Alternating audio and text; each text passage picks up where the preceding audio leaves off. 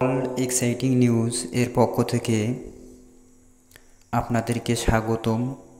সেই সাথে আপনাদের উপর সৃষ্টিকর্তার রহমত ও শান্তি অবধারিত হোক এই কামনা করে শুরু করছি আজকের খুব বিস্ময়কর তথ্যবহুল সংক্ষিপ্ত আলোচনা। প্রথমে আমি বাংলাদেশ জাতীয় নাগরিক পার্টি তাদেরকে বলবো, আপনারা আপনাদের বাবা মা আপনাদেরকে কখনো কি বিশ্ববিদ্যালয়, জাতীয় ও অথবা যে কোনো শিক্ষাক্ষেত্রে কোনো শিক্ষা প্রতিষ্ঠানে আপনাদেরকে পাঠিয়েছিল রাজনৈতিক দল গঠন করার জন্য, নাকি আপনাদেরকে সুশিক্ষায় শিক্ষিত হওয়ার জন্য? আমার এই প্রশ্নটি উত্তর সকলেই দিবেন কমেন্টে। সকলের বাবা মার ইচ্ছা থাকে তাদের সন্তানদেরকে সুশিক্ষায় শিক্ষিত করে বা শিক্ষিত করার জন্য ভালো কোনো বিশ্ববিদ্যালয়, জাতীয় বিশ্ববিদ্যালয় অথবা সাহিত্যশাসিত বিশ্ববিদ্যালয়গুলোতে পাঠায় তাদের বাবা মা। কিন্তু দেখেন, বাংলাদেশ জাতীয় নাগরিক পার্টি তারা কি করলো, প্রথমে একটি আন্দোলনের ঘটনাটি ঘটালো। এটা খুবই স্বাভাবিক এবং এটার পক্ষে আমিও আছি, কারণ এটা আপনার দুর্নীতির বিরুদ্ধে এবং একটি স্বৈরাচার শাসকের বিরুদ্ধেও এটা আন্দোলন। এই আন্দোলনে আমিও নিজেও যোগ দিয়েছিলাম ক্যামেরাম্যান হিসেবে। আন্দোলনটির পক্ষে আমি একমত। কিন্তু তাহারা যে পরে একটি দল গঠন করলো, এই গঠন করাটি কি ঠিক হয়েছে? আমি মনে করি কখনোই এটি ঠিক হয়নি।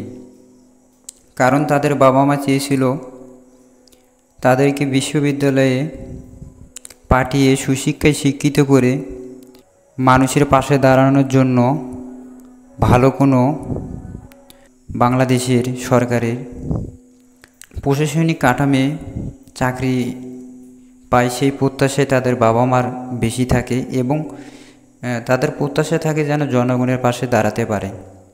কিন্তু দেখেন, বাংলাদেশের এই যে জাতীয় নাগরিক পার্টির তাদের কাছে পাওয়া বা কাম্য ছিল না।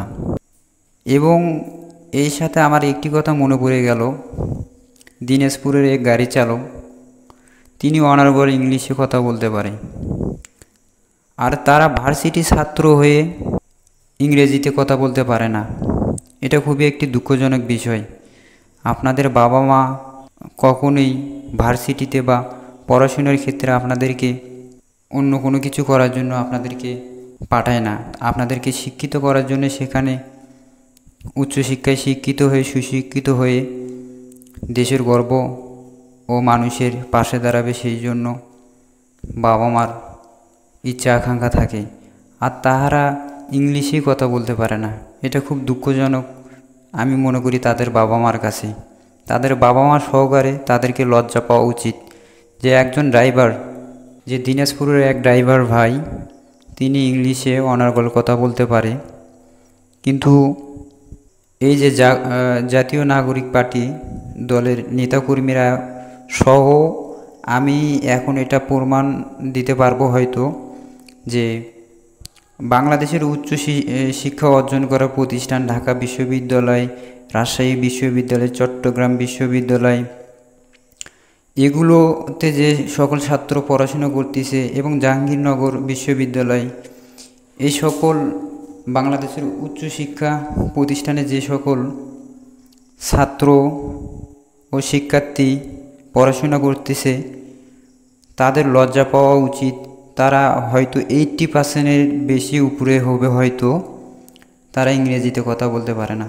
তারা কেমনে বাংলাদেশের উচ্চশিক্ষায় শিক্ষিত হয়ে বা হয়, এটা আমার প্রশ্ন।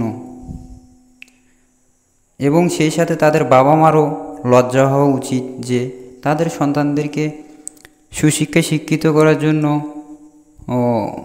ভার্সিটিতে ও কলেজে স্কুল পাঠায়, কিন্তু তারা কোন পথে চলতেছে, তারা কেমন পড়াশুনো করতেছে, এটা তাদের খোঁজখবর নেওয়া তাদের কর্তব্য ছিল।